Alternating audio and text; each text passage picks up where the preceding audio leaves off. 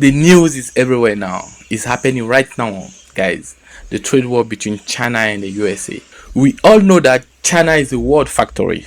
Almost everything is made here. But this trade war is not just a problem, it's also a big opportunity, especially for small and medium businesses around the world. For African small and medium business owner, this is a golden chance. A real chance to get lower prices, better deal, and buy machine and tools that was too expensive before. Because millions of Chinese manufactured products are now overstocked due to this trade war. Let's take a look of what people are saying on TikTok. What do you think about this trade war? Share your thoughts in a comment below. Thank you. So let's go. Who pays the tariffs? The Chinese government pays the tariff. No, they don't. Yes, they do. How you doing? I'm an importer and exporter for 20 years. When a product comes into the US, there's something called a tariff sheet. Okay. I, as the buyer of that product, follow US law and pay the tariff. I'm an American citizen, an American taxpayer. I pay that tariff to the US government, and that increase in the cost I then sell to you for a higher price because I've got to cover that tariff. Then what about, what do you say our tariffs are higher when they go overseas as opposed to theirs coming here? Tariffs are never a zero-sum game. Tariffs are a tool. For example, you might say, you want to sell us your beans. Yeah. We are going to give you a low tariff if you buy our corn. But the cost of the tariff is ultimately always borne by the consumer. Don't you think at the end of the day there may be more competition within the market of the U.S. government? And you're confusing the question. This is not a question of competition. The point we're discussing is who bears the cost of the tariff. Okay. I couldn't tell you if it's good policy for the U.S. government to tax beans and for the Chinese government to tariff corn. But what I can absolutely assure you is that a product that comes into the U.S. is paid for by a U.S. company, and the increased cost of that is borne by all of us. I am an importer and exporter. I do it for a living. Okay. Then what's the alternative if at one point in our country's history was tariffs that paid for our economy? Tariffs don't pay for your economy. But they did. We didn't have income taxes before. That was before we had municipal infrastructure. Correct.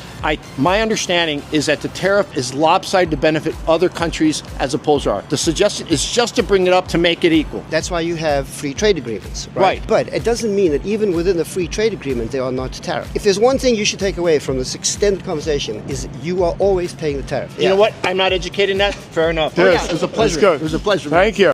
Chinese producers are all over social media right now, and they're exposing just who is targeted by Trump's tariffs. And it's not the American consumers, and it's not the Chinese producers. It's actually our international corporations who have sold out American prosperity for their own profits. Let me illustrate. Let's use this example, Nike. Now, these are fictitious numbers just for example, but let's say that Nike buys shoes from this company that manufactures Nike shoes for $10 a Nike shoe, which isn't very far off. Nike turns around and sells that shoe at retail for $100. Here's the interesting part about tariffs. You're not paying tariffs on the retail price. This is not a tax in the classic sense, the way the economists who are bought and paid for are trying to conflate it as. It is a tax on the import.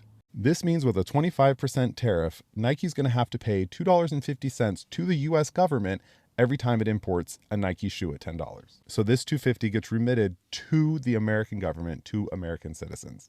Now Nike's cost $10 for the shoe, $2.50 for the import tax. This means they're netting $87 per shoe. Now that's net, not profit. There are going to be other costs that are going to have to come from that. But you can see that the increase in cost is $2.50.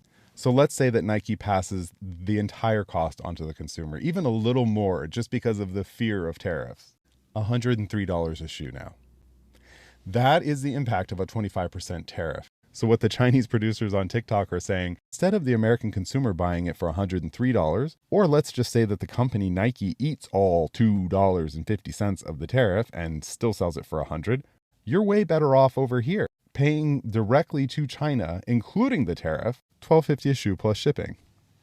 So as you can see, the tariffs are not meant to hurt consumers. They're not meant to hurt China. They don't really affect China at all. They're meant to protect American industry. They're meant to protect Americans from their corporations who will sell them out for a profit. So if you look hard, you'll notice that the people who are screaming about how bad tariffs are for consumers, It's these companies right here. It's Wall Street. It's all the investors in these companies, because they don't want American citizens to realize these companies have sold them out and that they're not doing Americans any favors.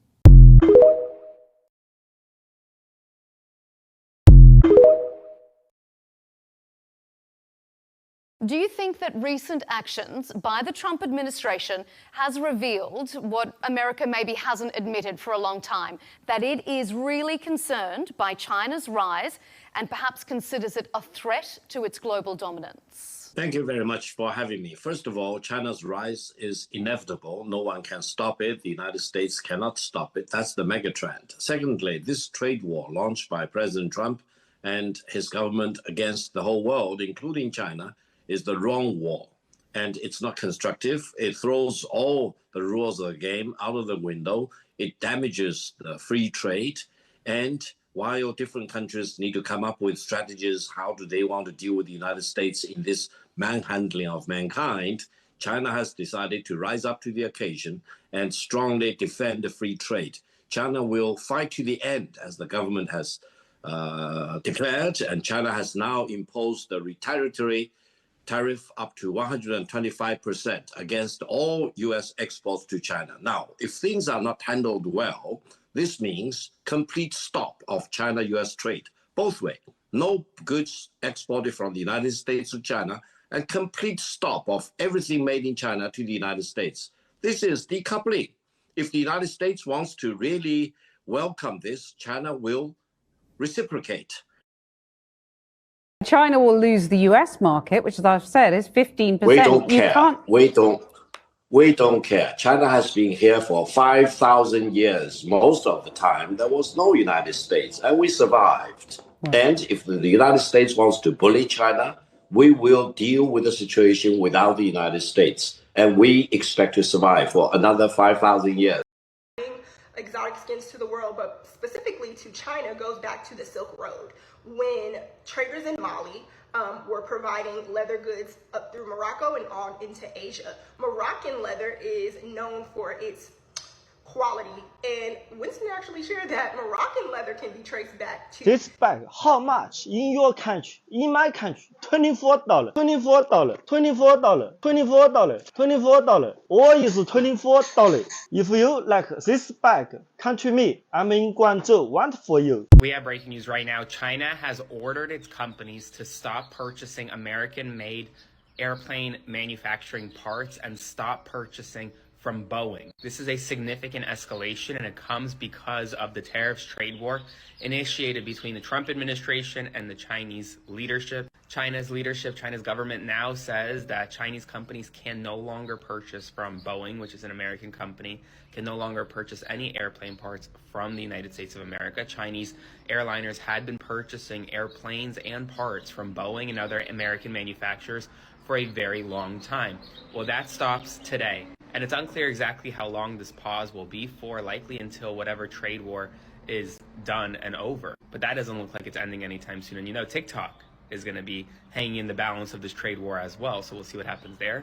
I'll do a full breakdown of what this all means on my Substack. So be sure to subscribe for free at the link in my bio and follow along to stay up to date on all the news you need to know about. More to come. You will know the comments from the Vice President J.D. Vance calling the Chinese peasants.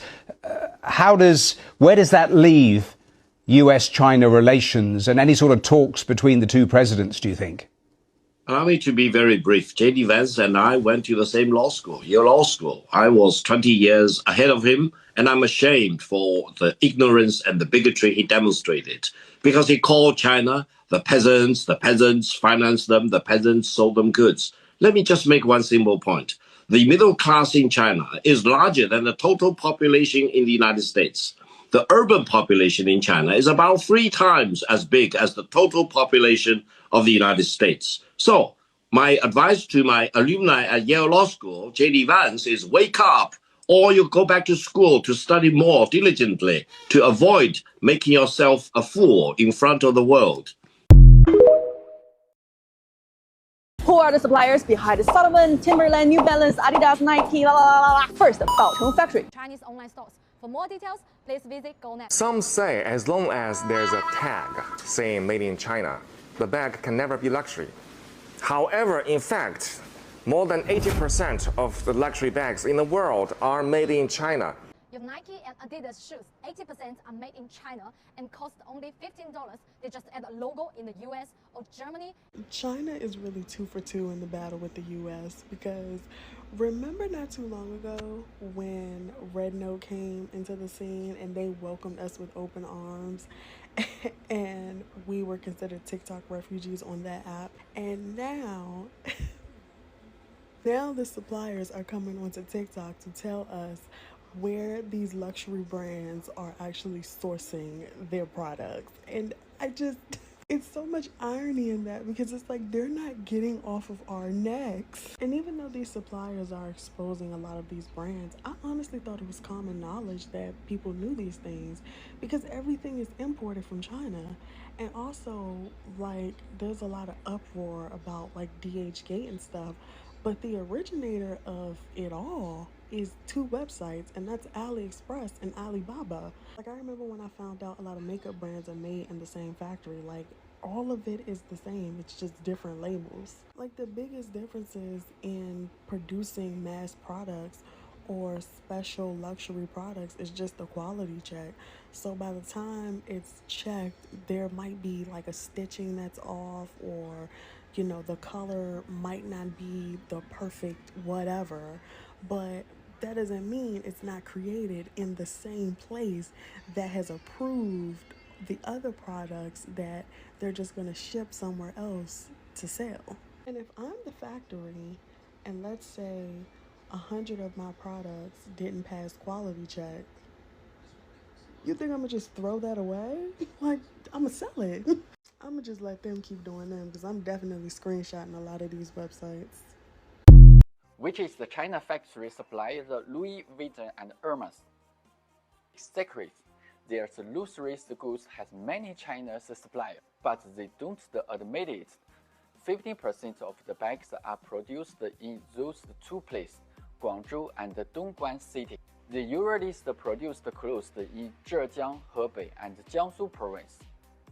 Those luxury bags are only priced at the $15 in China factories. Their selling price is over $3,000 because many of their costs are spent on marketing, such as the collaborating with the celebrities and so on.